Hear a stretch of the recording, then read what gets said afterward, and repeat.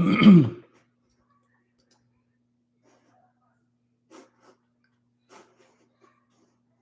you hear me?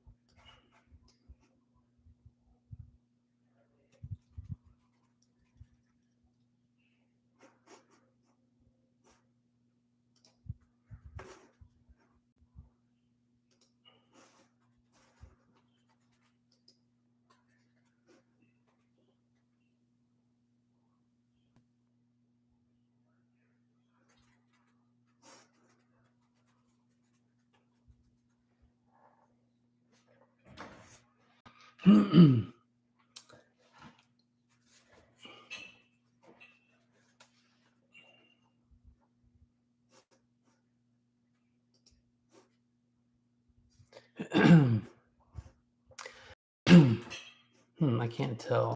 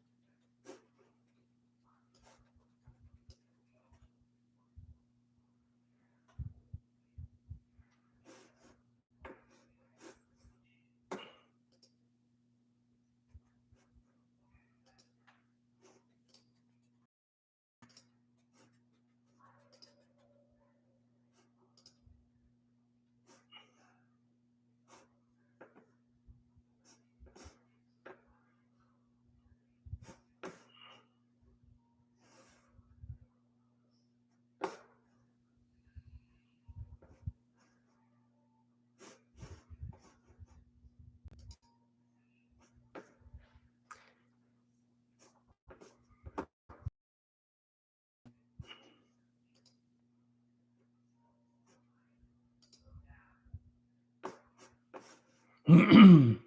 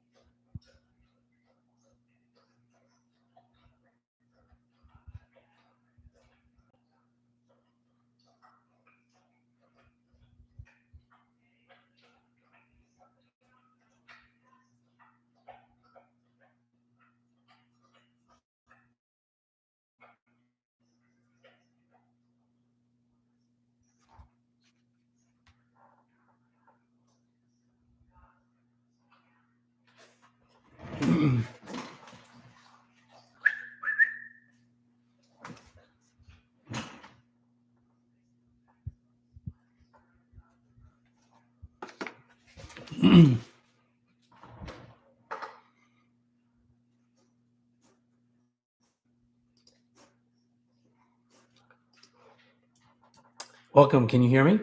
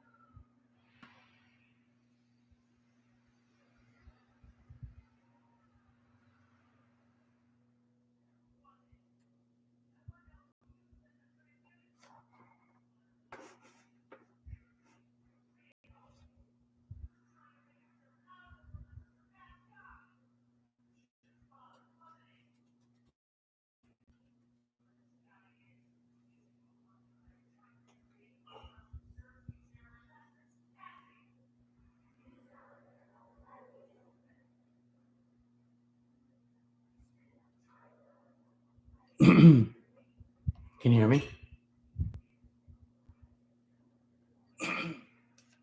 Can you hear me?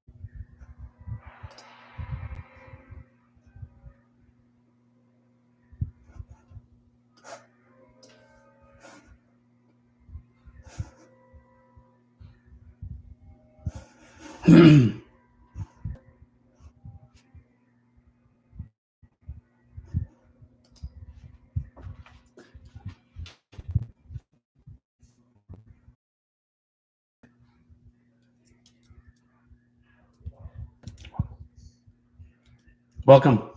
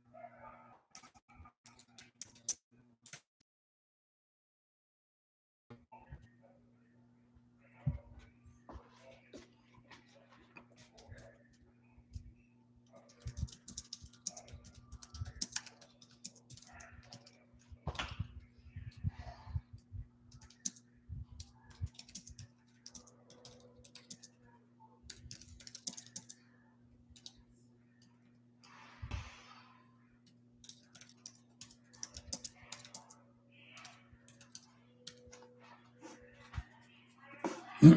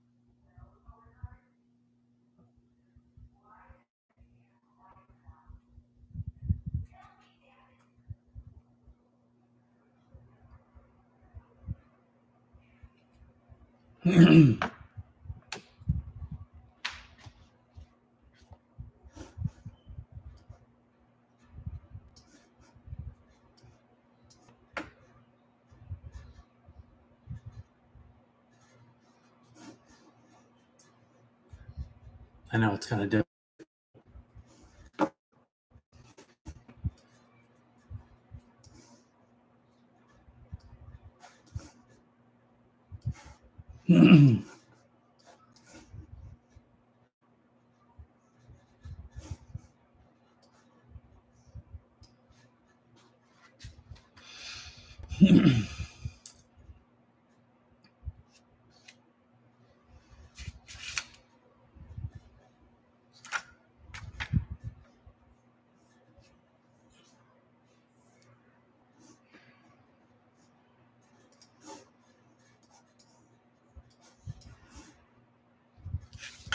No, I know I have.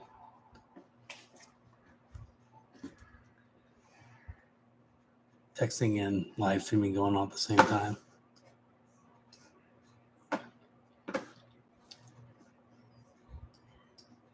Go into the live stream.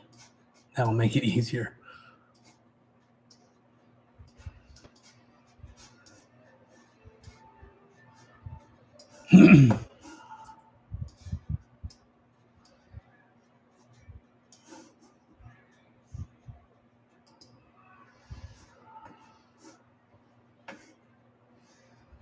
If you do, send me a text in the live stream.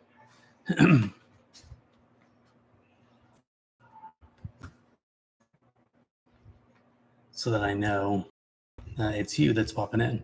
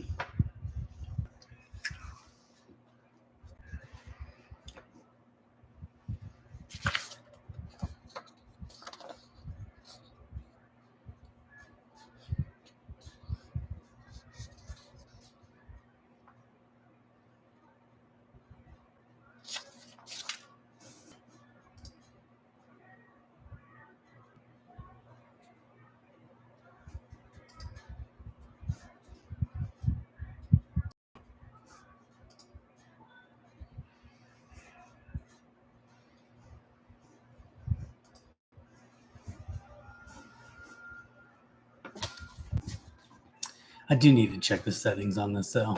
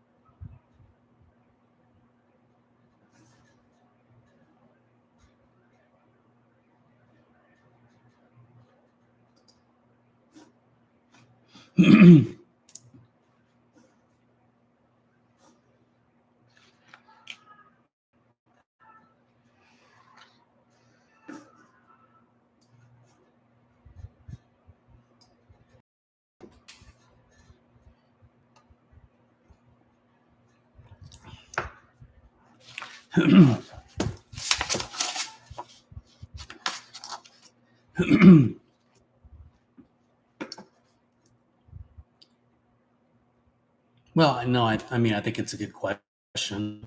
In terms of the differences between them, I really look at leadership traits and needs, and why I absolutely think that those the traits can be cultivated and certainly improved over time. They're generally seen more as part of someone's natural disposition or personality, which is a little different than I think skills.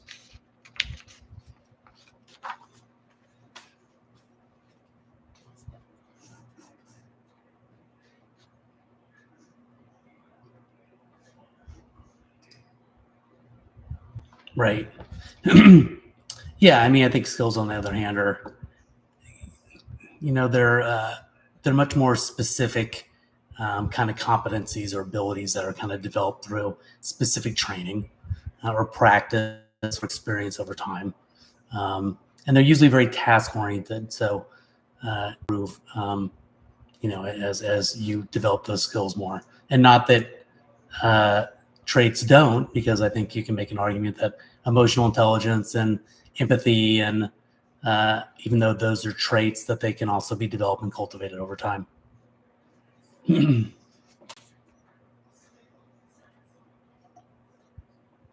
But it's a good question.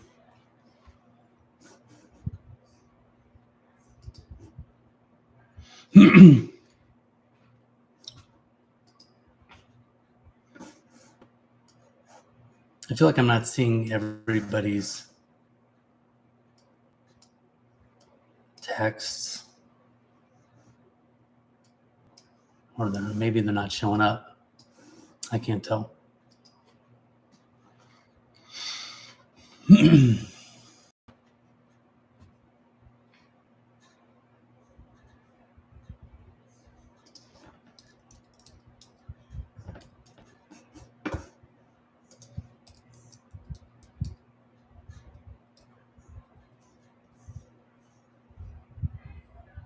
Are you talking about specific models?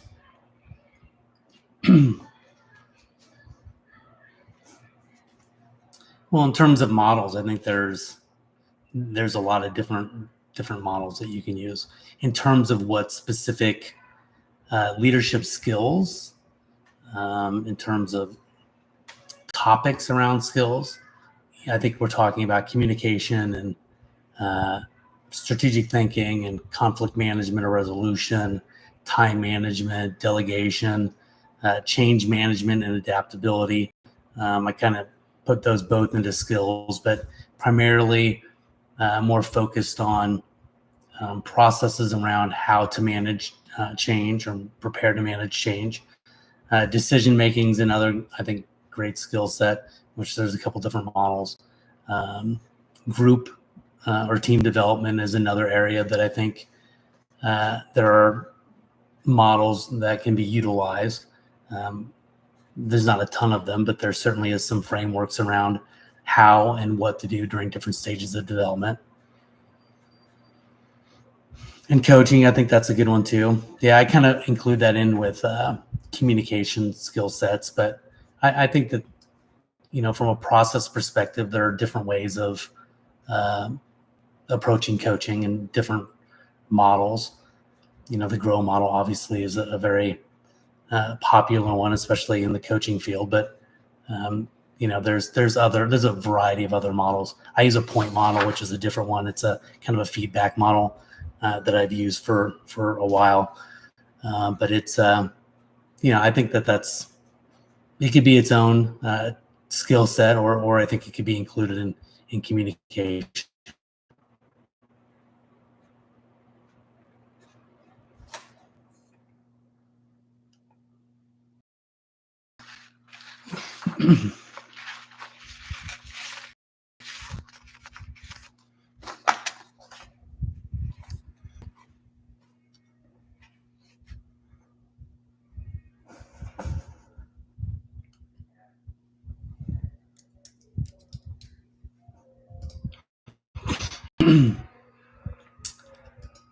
Yeah,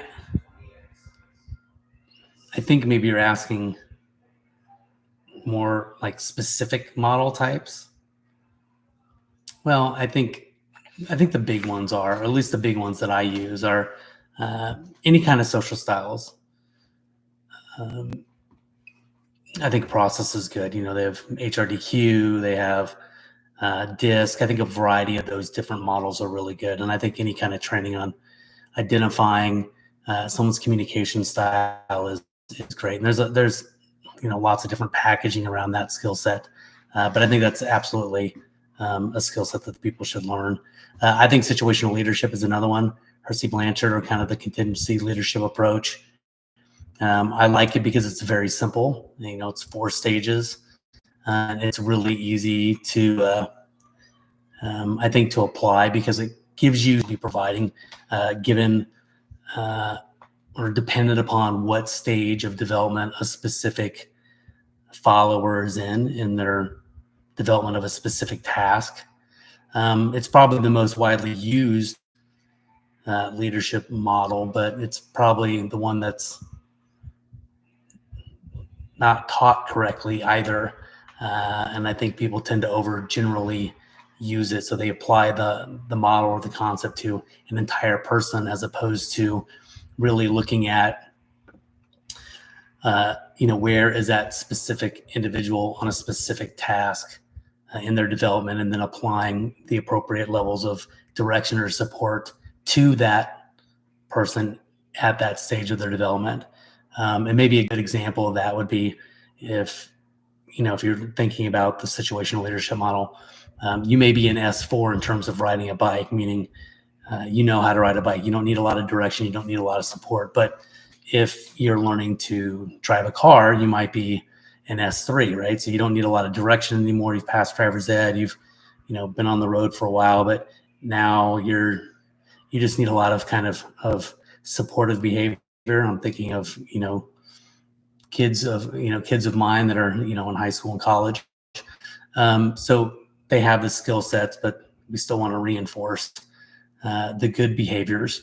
And then I think that that's different and would require a different type of direction, depending upon if they're flying a plane, right? They may not have any real experience in flying a plane, so that person would be considered more of a, they would need a lot of direction up front. And if they've gone through kind of the basic flight training, then maybe you're talking about direction and high support. So I think that's an example of how that model can be used and should be used.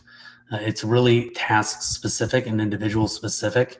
But I think where a lot of leaders get into trouble is where they apply it to the entire person. So they say, hey, this is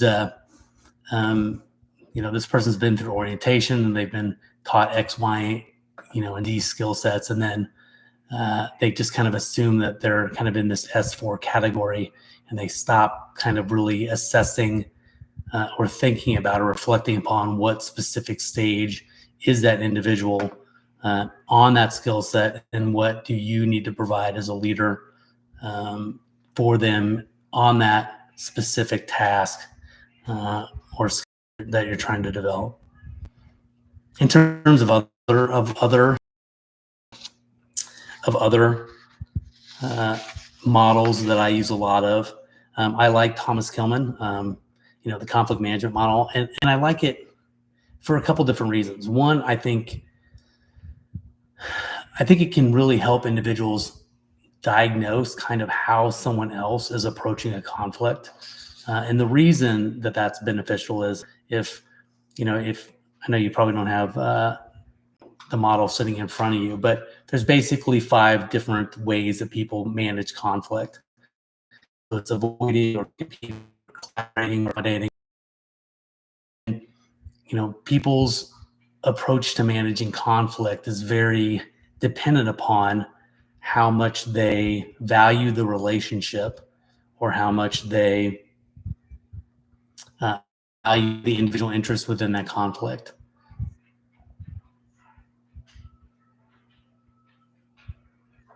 And so, so based upon where, how someone is engaging in that conflict. So if they're competing with you, you understand that they don't value your relationship as much in that conflict, and they place a higher value on the individual interest or self-interest. So, understanding that model, I think, is super beneficial because you can, quickly kind of diagnose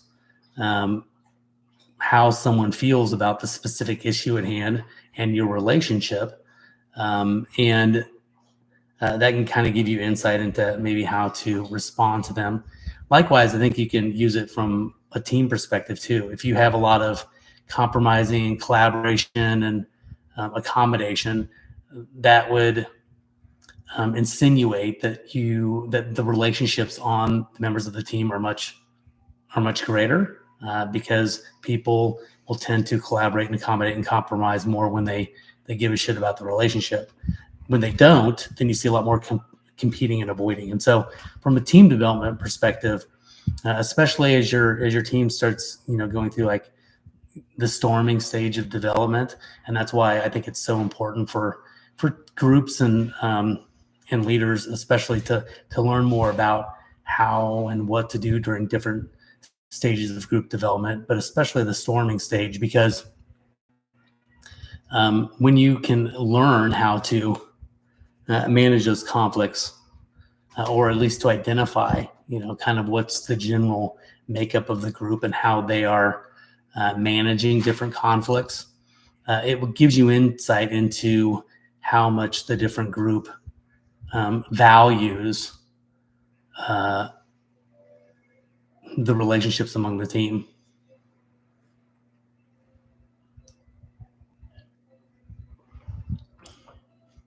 I think a whole different topic that we haven't touched on, and probably won't in this conversation, is, it'd be real interesting to see how, if you look at Tuckman's stages of group development, how that really impacts virtual teams and how people tend to deal with conflict. And there's been some, kind of interesting research in that already, but specifically just some people, completely avoid the conflicts. Others feel much more comfortable competing and saying what's on their mind, which you don't always see those same types of behaviors in the office because they can kind of hide behind the computer. And,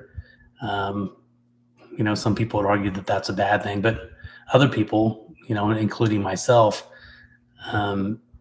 would maybe argue that at least you're making progress because at least you're identifying what issues are at hand, and engaging in some sort of conflict represents an opportunity to improve that conflict. So, I think you can look at it from a couple of different perspectives. I think the SMART, in terms of other, about is obviously SWOT analysis, SMART goals. I love anything that's really simple around change management. I like Lewin's 3-step change process, which is around, unfreeze, change, and refreeze. I also think that, kind of in addition to that model is a whole different area around field theory, which is around resistance, and the concept of how do you identify the different areas of resistance and where it's coming from, and then how do you work through those areas of resistance during the change process. But I like models that are simple. I think it's much easier to utilize them on a daily basis if you've kept them pretty simple. And so, there's probably 8 or 10 that I use on a regular basis. And the easier it is for them, and the more. But I think it's a good question.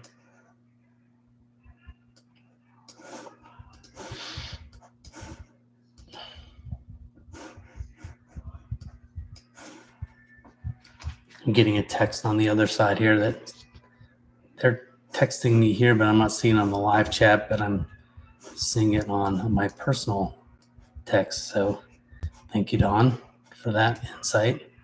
It's something we'll have to work through. I need to almost get my glasses on. That's so small.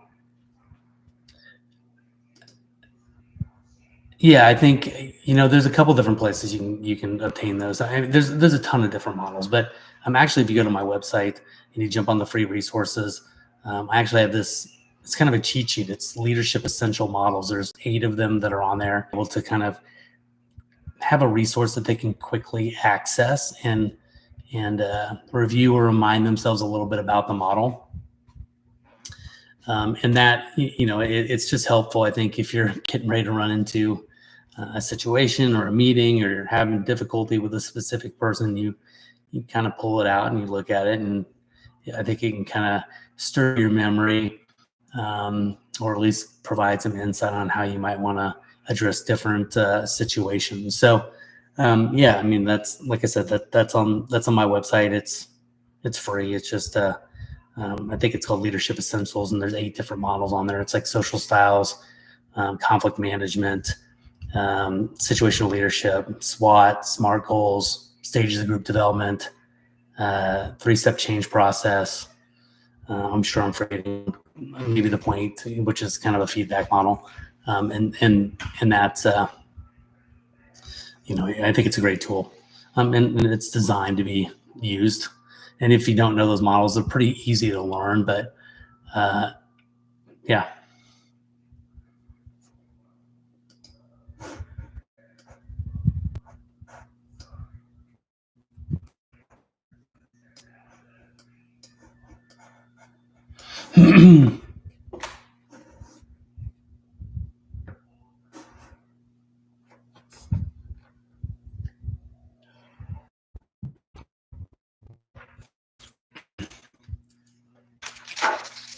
Well, I think we're getting about time to wrap up.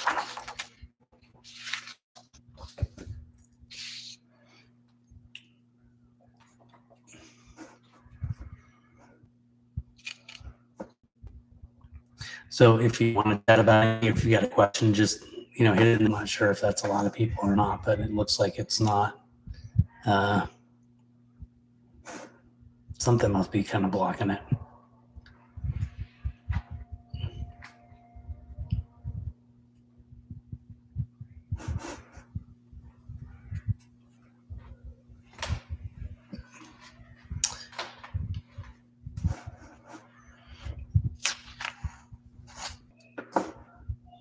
Yeah, I don't.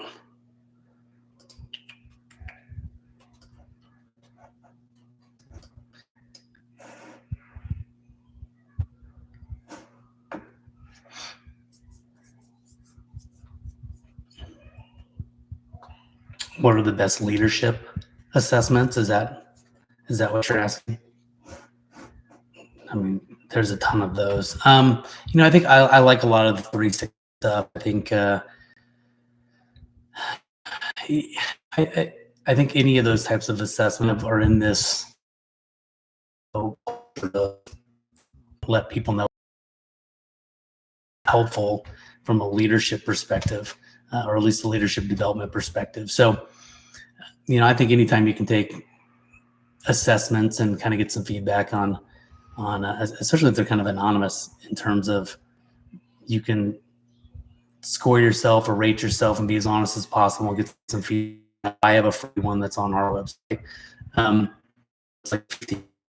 It's pretty large, but it does give you kind of some feedback in different areas. But again, it's a self-assessment. If you're, not as honest as you might want to be, because you fear somebody will look at the results and judge you, then then that feedback is really kind of worthless.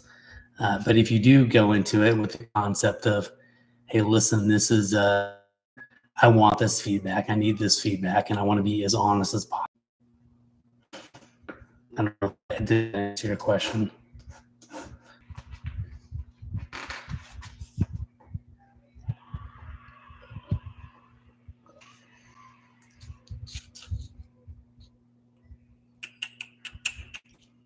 We can kind of use this as a wrap up in terms of free resources on my website, which is just marcusdudley.com.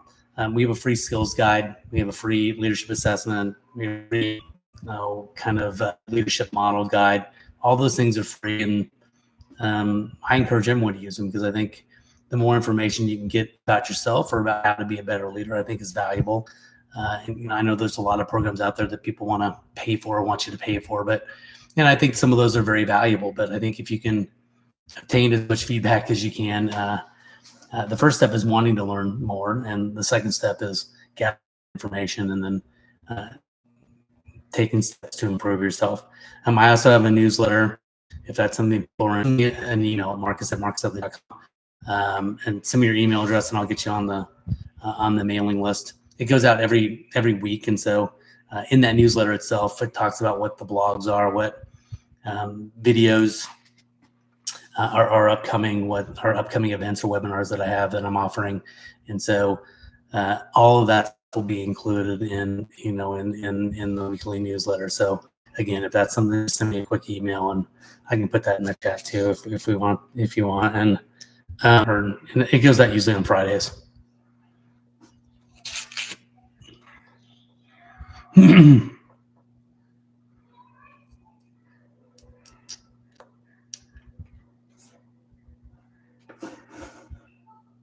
Well, obviously, then, yeah. Obviously, the channel, if you haven't subscribed to the channel, I'd say to do that because that'll give you notifications. I haven't done as much on other social media. I've talked a little bit about it, but YouTube is kind of the one that I'm tending to focus on right now and try to build up some skills and awareness around how to do that. But it's a handful in and of itself. Flipping videos around isn't as easy as I think some people think it is. It takes a lot of time. So when I have the time to punch one out, the goal is to punch one out every week, but I've kind of been on every other week. But I have done one the last 2 weeks. I just dropped one actually this afternoon. I think it went out this afternoon. And it's very much on a behavioral equation. So it's a Lewin equation, who's someone that I really have been influenced a lot by. And I use a lot of Lewin's models, especially from a change management perspective, a leadership perspective, is someone that I really have focused a lot of my own leadership style and approaches around.